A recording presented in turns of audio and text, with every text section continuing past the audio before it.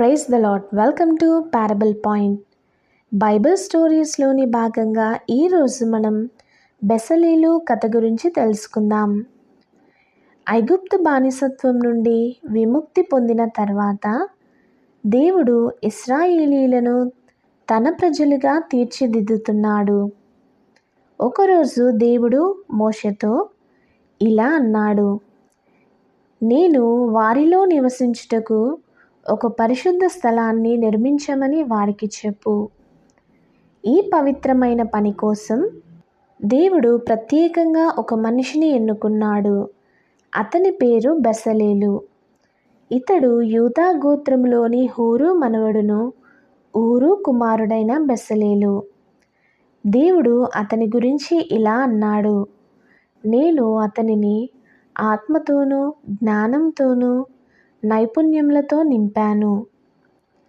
బెసలేలు బంగారం, వెండి, కంచు పనుల్లో నైపుణ్యం కలవాడు.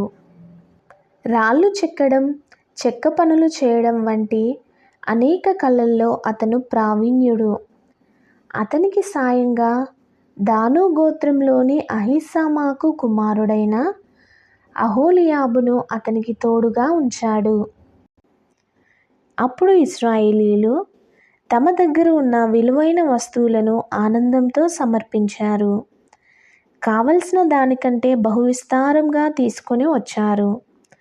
అప్పుడు మోషే ఈ పని అంతయు చేయునట్లు కావలసిన సామాగ్రి చాలినది, అది అత్యధికమైనది గనుక ఇక మీదట ఏ అర్పణనైనను తేవద్దని ఆజ్ఞాపించెను.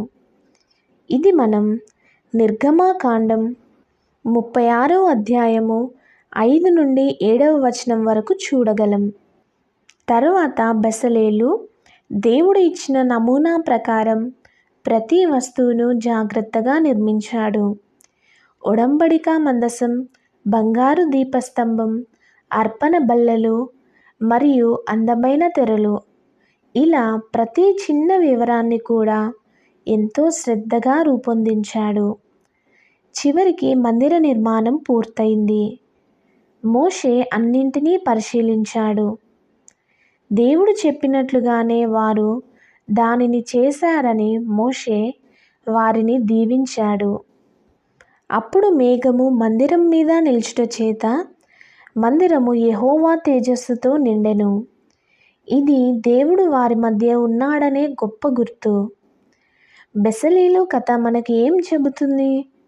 దేవుడు మనకు ఇచ్చిన ప్రతిభ చిన్నదైనా పెద్దదైనా అది ఆయన పని కోసం ఉపయోగించాలి. అందుకే గుర్తుంచుకోండి, మీ ప్రతిభ అనేది దేవుడు ఇచ్చిన ఒక వరం. దాన్ని దేవుని పని కోసం ఉపయోగించడం ఒక ఆశీర్వాదం. బెసలేలు లాగా మనం కూడా మన కళను, మన ప్రతిభను దేవుని కోసం వాడాలి. దేవునిని మహిమపరిచే వారిగా ఉండాలి. Thank you for watching. Please do like, share and subscribe to Parable point.